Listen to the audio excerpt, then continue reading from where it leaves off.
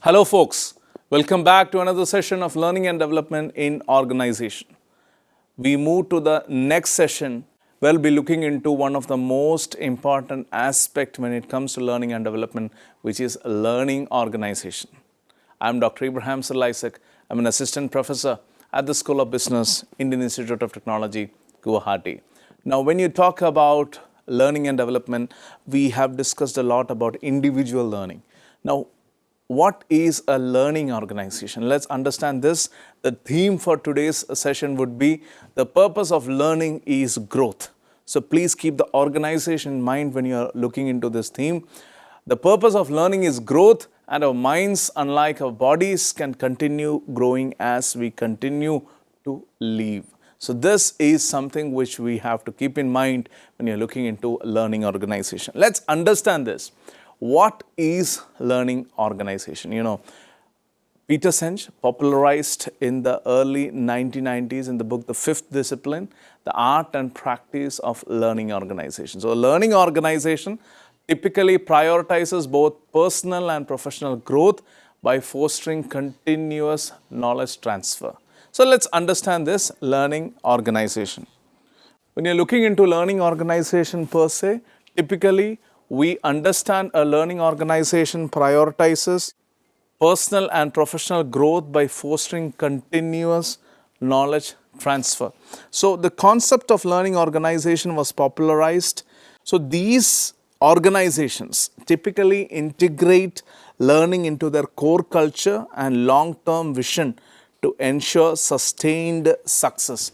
So a learning organization typically is dynamic, it is adaptable, emphasizing the acquisition, creation, and sharing of knowledge. So it does not merely offer training programs. So learning organization is equal to training. Training organization, it is not right. Learning organization is much beyond that. It focuses on how the organization learns and evolves in response to change.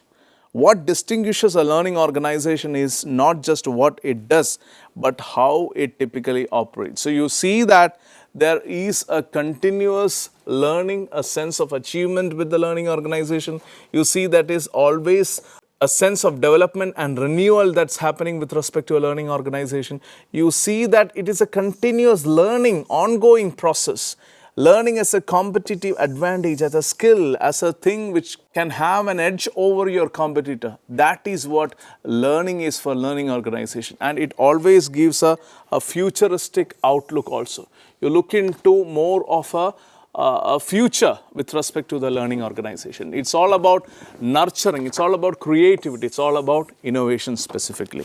So when you're looking into learning organization per se, you have all these typical aspects. Now let's look into the formation of learning organization. When you look into organizations, they do not automatically become learning organization. Rather, they evolve through structured processes. And this is vital because the humanist perspective emphasizes that learning organizations thrive when individuals actively engage in learning and change. So this is typical to learning an organization. Developing a learning organization involves encouraging employees and communities to collaborate, apply the collective intelligence that they have, and embrace the creativity, share knowledge, and always engage in professional development, continuous professional development. So personal growth requires individual to take responsibility and navigate transitions with confidence. Creating a supportive and nurturing environment helps foster the continuous learning. Now let's understand the formation of the learning organization through the most common Honey and Mumford's learning pyramid. Now specifically this Honey and Mumford's learning pyramid, it highlights the foundation of a learning, and when you talk about learning, it lies in the individual learning and self-development. So individual learner is at the bottom of the pyramid. So it serves as the building block for the organization. Then we see that there is one-to-one learning. Then we look into group learning. And finally, the learning organization stays at the apex or at the top because it is strongly footed with all the process learning approaches, that is individual, one-to-one and group learning. So Honey and Mumford's learning pyramid highlights that the foundation of learning lies in the individual learning and self-development. Now let's look into what does a learning organization look like. According to Tammy Sakarias, a learning organization consists of three essential components. The first one is the learning environment, a culture where employees feel safe to express their opinions, take risks and challenge conventional ideas. That is what learning environment is. So openness to new perspectives fosters creativity and innovation.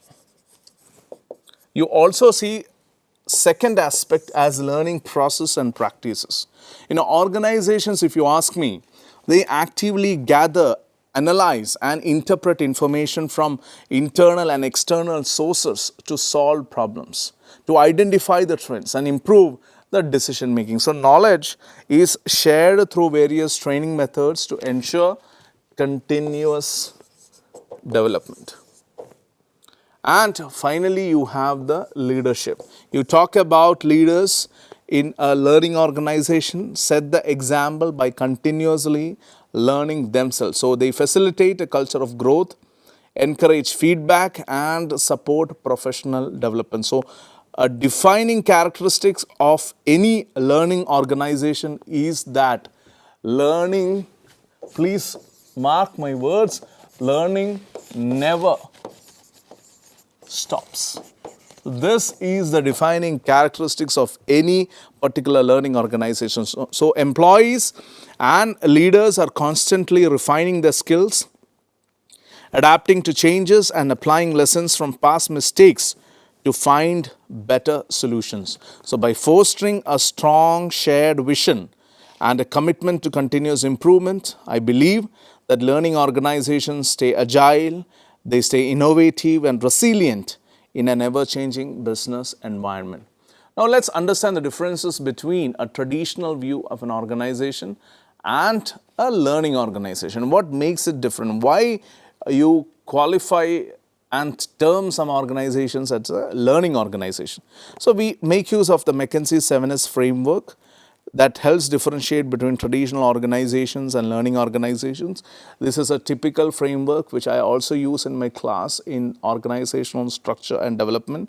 So with this 7S framework of McKinsey, we help with this McKinsey 7S framework, we get a clear idea between traditional organizations and learning organizations. So let's start with the first S, which is typically strategy. You look into the traditional organizations, you see strategies are often rigid and long-term with little room for adaptation. Whereas you look into the learning organizations, the strategies are flexible and adaptive, making a drastic shift from the traditional organization. So you look into strategies that are flexible, unlike in the case of the traditional organization. Then you have the structure. You look into the structure, you see traditional organizations relies on formal processes and procedures, so systems are designed for efficiency and control. Often they are resistant to change. You have more flatter and more flexible structure with decentralized decision making when you're looking into a learning organization. When you're looking into a traditional organization, again, with respect to the systems, you see that traditional organization relies on formal processes and procedures, unlike the learning organization, which are more dynamic and designed to support learning, experimentation and adaptation. So you all see a flexibility that is there in learning organization and which is not there in traditional organization. You also see that you look into the shared values, you see that the traditional organizations value stability, predictability and adherence to rules. So the culture is often resistant to change. Whereas the learning organization values innovation, collaboration and continuous learning. So the culture encourages openness, creativity and adaptability. Similarly, when we discuss the style factor, leadership is authoritative and directive in traditional organization, whereas in learning organization it is more participative and empowering. So they are more concerned about others rather than self. So this is one of the defining styles of a learning organization. You also see when it comes to staff that employees are seen as resources to execute tasks. So roles are clearly defined and there is little emphasis on personal growth in case of traditional organization. But in case of learning organization, mark my words, ladies and gentlemen, boys and girls, employees are valued as learners and contributors. There is a focus on developing skills, encouraging creativity and fostering a sense of ownership. You also have a typical skill set that has a differentiating factor, especially with respect to traditional organization. Skills are job specific and static. Training is often limited to what is necessary for the current role. So what is required, it is given, but not in plenty. Whereas when you look into learning organization, it emphasizes continuous skill development, a point which we have been ascertaining time and again. Employees are encouraged to learn new skills, adapt to changes and innovate. So these are some of the typical hard elements, that is strategy, structure, system, soft elements which are more intangible, and culture, shared values, skill, style and staff.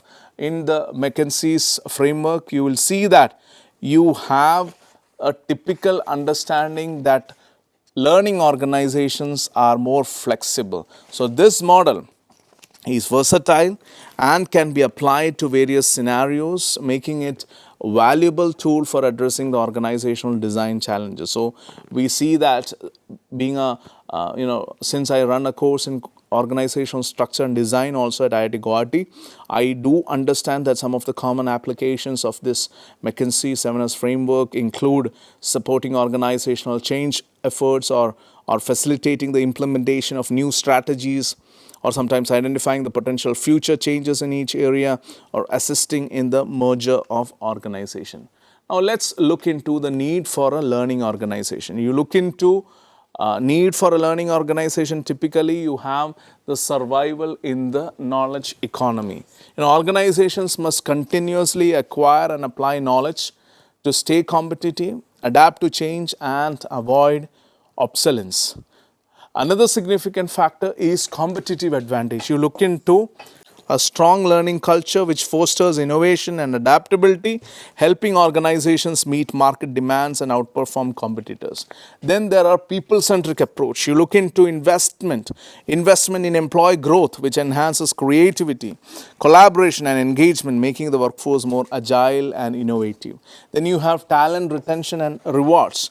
Organizations that provide and prioritize learning, attract top talent, boost performance and drive business successes through continuous skill development. And finally, you have to look into the need for a learning organization from avoiding stagnation point of view. Neglecting learning leads to stagnation, loss of market relevance and eventual decline. So continuous adaptation is crucial in a rapidly evolving world. Now let's quickly have a theoretical understanding specific to Peterson's 5 discipline of a learning organization. So the first and the foremost one I'll start with is the personal mastery. Ladies and gentlemen, please note the foundation of a learning organization. Personal mastery focuses on individuals developing their skills, refining their vision, and working towards self-improvement. So these are the 3 parameters with respect to the personal mastery. Organizations support this by fostering an environment where employees reflect, grow and align their personal goals with organizational objectives. Then there are the mental models. You look into employees, they must recognize and challenge their ingrained assumptions and beliefs.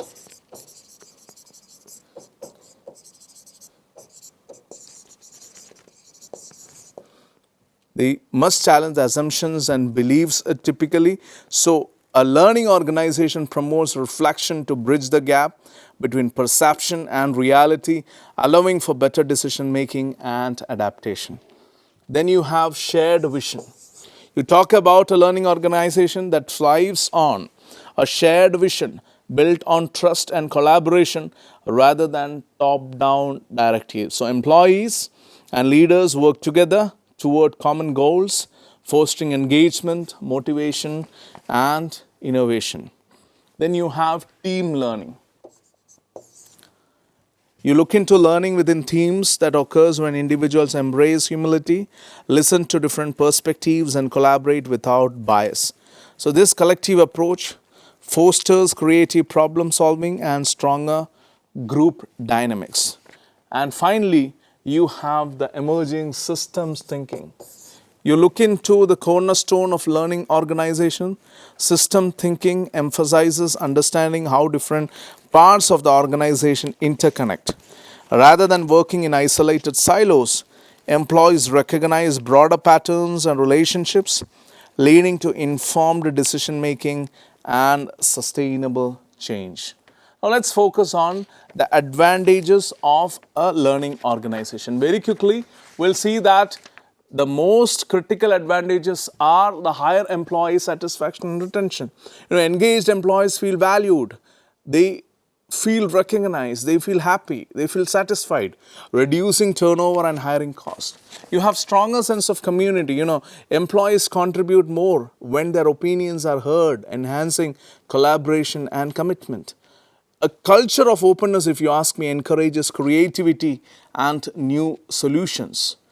If you look into knowledge sharing across all levels, it leads to well-informed strategies and improved efficiency because of the better decision making. The possibility of continuous learning helps organizations stay ahead of market trends and outperform the competitors. You look into learning organizations quickly adapting to evolving challenges, regulations, and technology. You're talking about the resilience the organization has with respect to change. You also look into regularly updating processes. It prevents stagnation and ensures long-term relevance. So you are addressing the future proofing and growth. And finally, you're looking into engaging employees, customers, and partners, fostering trust and sustained success. You're looking into stronger stakeholder relationship. Now, very quickly before concluding, let's look into the strategies to foster a learning organization. Ladies and gentlemen, please note we have to define vision and leadership commitment, clearly establish the organization's learning vision and secure leadership support. Leaders must communicate the importance of continuous learning and integrate it into the company's culture. You look into evaluating the current learning practices, assess the existing learning systems, identify strengths, identify the gaps, and use this as a baseline to measure the future improvement. You see that we have to also create a structured learning plan that aligns with business goals, focus on knowledge acquisition, collaboration, and innovation through targeted initiatives.